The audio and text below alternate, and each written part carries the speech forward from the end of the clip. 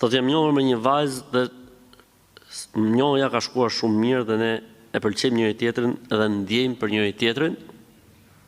Mirë, po na ka dalë problem familja. Hajde të shohim çfarë thotë kjo familja numër 2 për sot. Thotë nuk pranojnë për shkak të moshës.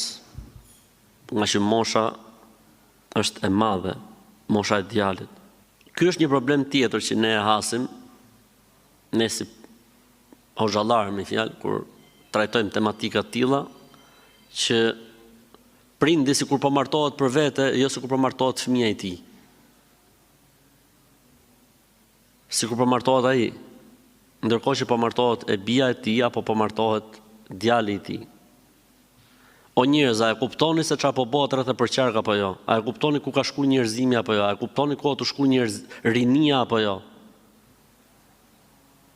Unë kam thënë dhe në hutbet xhumaje, o njerëz, nëse merrni vesh, nëse puna shkon tek fëmijët tuaj që martohet dhe duhet një djalë me një vajzë apo vajza me një djalë, pra me kuptimin brenda kufive të shariatit, jo duke bërë harame. Prindi duhet të jetë prindi më i lumtur në botë.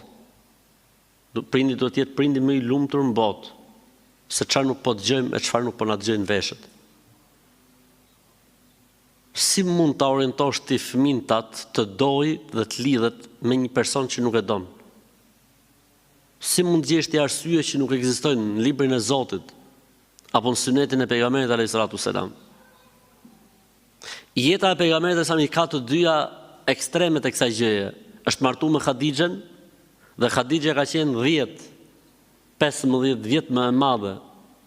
Hadixha më e madhe se pejgamberi alayhis salam.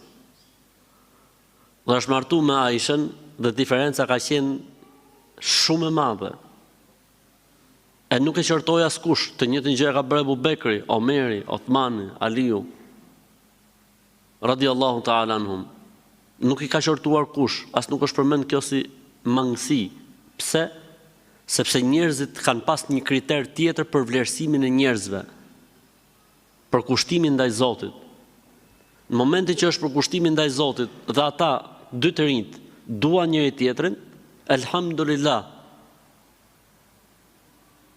Po çfarë ka mund si fëmijë që ti si prind, çfarë ka mund po tamam si fëmijë që si ti si prind ke kalu trauma, ku e diun çfarë traumash mund të ketë kaluar ti në jetë, edhe tani e shkarkon traumat e tuaja mbi jetën time, do të bësh ligjin në jetën time dhe në zgjedhjen time.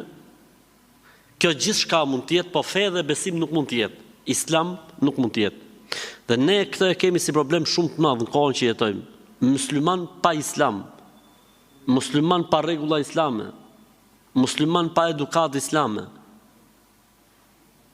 prindër musliman pa Islam dhe pa edukatë islame. Nëse ti thu, po vajza ime është lidh me njëri të shthurur dhe unë e di që ky njeri ka 1, 2, 3, 4, 5, 15 probleme dhe unë si prind kur nuk ja valla ligun, është çështje tjetër. Nëse ti nuk ke asnjë lloj ceni kur i thon, asnjë lloj pike ku të kapesh dhe thu mosha, është xahiliet, ignorancë ka emrin kjo.